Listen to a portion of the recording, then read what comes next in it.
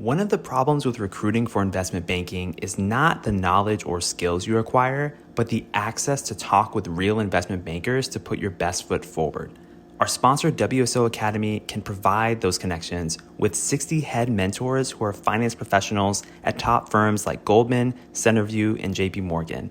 Imagine being able to get on the phone within 24 hours with one of the Academy's 1,300 mentors right before a critical interview. Get on the waitlist for WSO Academy today by clicking the link in the show notes or by visiting wallstreetoasis.com/academy. Hello and welcome to the Investment Banking Insights podcast. My name is Alex Mason and I am your host. Thank you so much for joining me. This is the one and only podcast dedicated to helping you learn both the technical and non-technical aspects of investment banking. I am an incoming MBA student exploring this field, and I'm so grateful that you're joining me on this journey. And we've been talking a lot about this concept of terminal value, the ins and outs of it. So we're going to continue that trend today. And today's question is this: what terminal value method gives a higher valuation? Now, we have to recall, first of all, that when we look at terminal value in our discounted cash flow model, there's two methods we can use to calculate it. We can use the multiples method, or we can use the Gordon growth method. The multiples method essentially looks at either comparable companies or precedent transactions, comes up with the median value, and then uses that value. And there may be some levering of cash flow or delevering, depending on the situation. And then the Gordon growth method, that's where you have a mathematical equation where you pick a growth rate, typically the average growth rate of the country's GDP for the company that you're looking at, whatever country that company is based in, and you're plugging it into this mathematical equation with your growth rate, with your discount rate, to ultimately get a terminal value.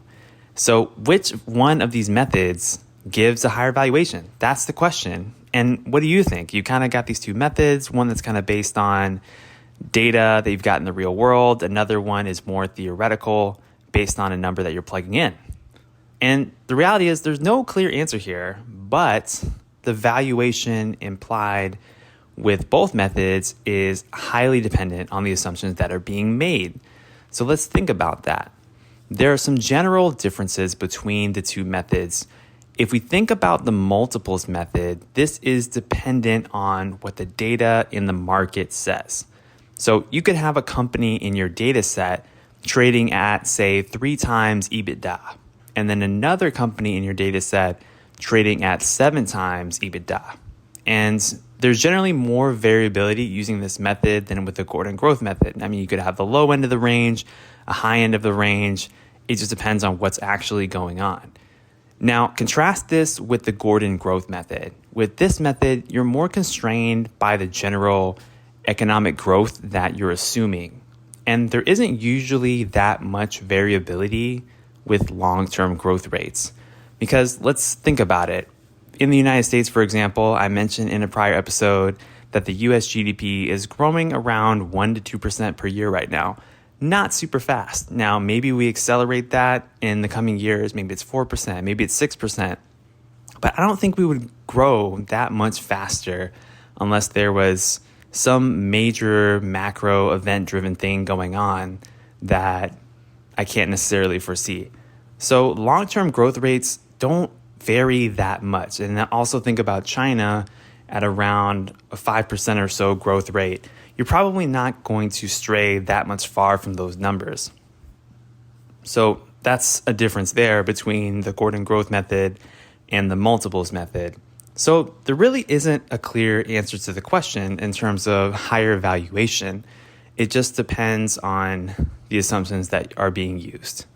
So it's kind of a non-answer, but it's a good thought exercise to think about this kind of a question.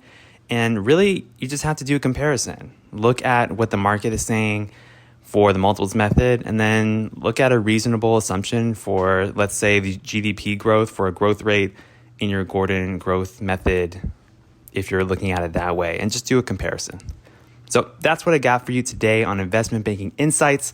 My name is Alex Mason. Again, I am your host, and I'm grateful that you're listening. We're going to keep this going and look at another situation related to terminal value in the next episode. So join me there. I'll see you later. Thank you.